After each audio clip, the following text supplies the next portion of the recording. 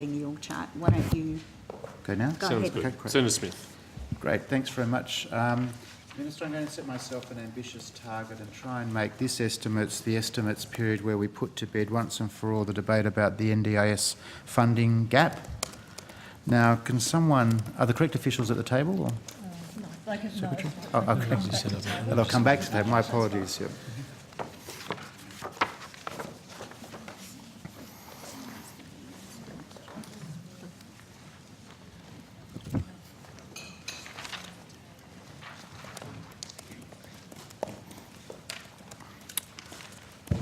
So we might start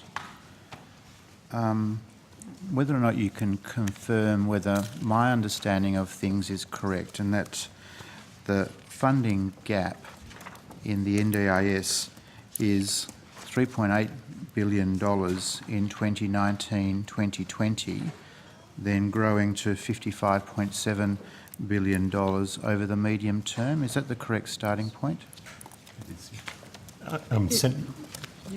Senator Nicholas Hunt from First Assistant Secretary, Budget and Financial Reporting. The funding shortfall is outlined on pages 3.9 to 3.10 of Budget Paper 1. I've got it right here, so we'll do it the right way. So there's a box 3. Sorry, was that 391? 3-9 3-9, to of course. 3-10. Yep, so I'm just going to step us through this. Okay, so page 3-9. 3-9, That's right, exactly. that's right, And it's Senator. Statement 3, Fiscal Strategy and Outlook. That's right. And in box 3, it talks specifically about the National Disability Insurance Scheme. So I'll let you step me through this, Mr Hunt. Yep. It does, Senator. And the third paragraph highlights that the gap is the shortfall is $3.8 billion in 2019-20, and that accumulates to $55.7 billion over the medium term, which is out to 2027-28. That's right. So page 3-9 in the grey shaded box, third paragraph, the sentence reads, these sources of funding are not sufficient to cover the Commonwealth's NDIS contribution in full scheme, leading to a $3.8 billion shortfall in 2019-20, accumulating to $55.7 billion over the medium term. That's right, Senator. Mm-hmm. Now, it's true that the government's proposition to increase the Medicare level by 0.5% in part will fund that gap. That's correct?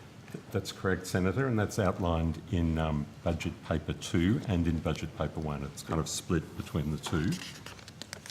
Why is it split between the two?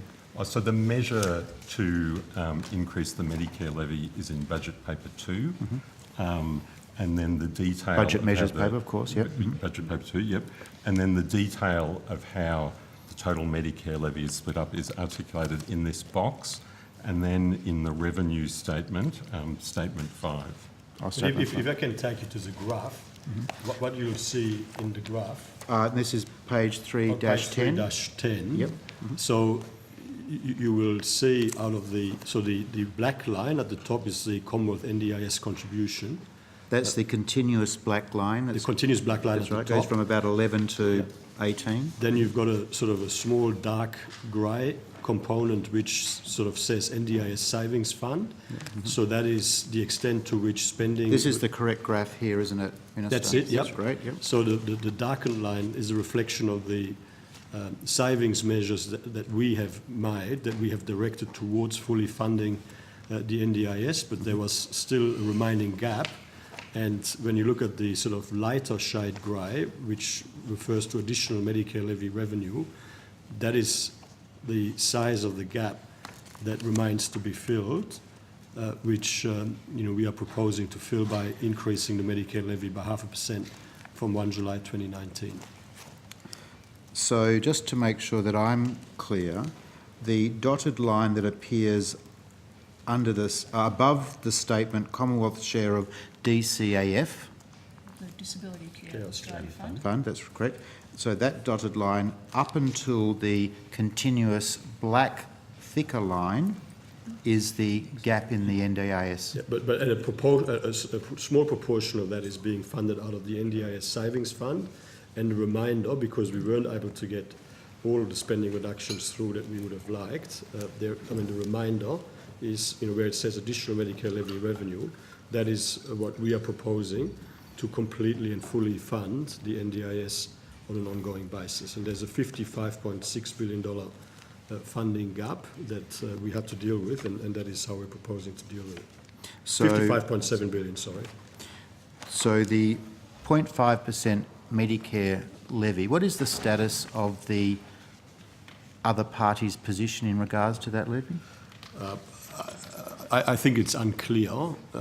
There is a diversity of views, as I understand it, inside the Labor Party. So I'd like to think that there will be further conversations ongoing inside the Labor Party. It appears that a majority of the shadow cabinet is in favour of fully funding the NDIS by increasing the Medicare levy by 0.5% from 1 July 2019. But that is yet to be settled. I'm just wondering if this is sort of directly in the core responsibilities of the Department of Finance. No, I was asked. This is a very expansive. We're dealing with unlegislated budget measures. I was being very helpful with you too. Obviously, if I don't want to get ourselves in a position where we've got to explain why the Senate has stopped us from fully meeting the government's liabilities in such an important policy area. So in relation to other parties, to be perfectly honest, I don't have visibility on what the final position is of other parties, but I don't have a visibility on what the final position of the Labor Party would be either. But if Labor senators here today wanted to see the NDIS funding gap, they just have to turn to page 3-10. That's right. And it would be there in the graph, the only graph that appears on that page. That's right. So the Medicare levy is expected to raise $50.2 billion. That's correct, Mr Hunt? The additional That's Medicare correct. levy? Yeah. That's correct. It And is. just remind me, so the shortfall then of the 5.5 is coming from? From the savings that are contributing to the NDIS savings fund. Okay.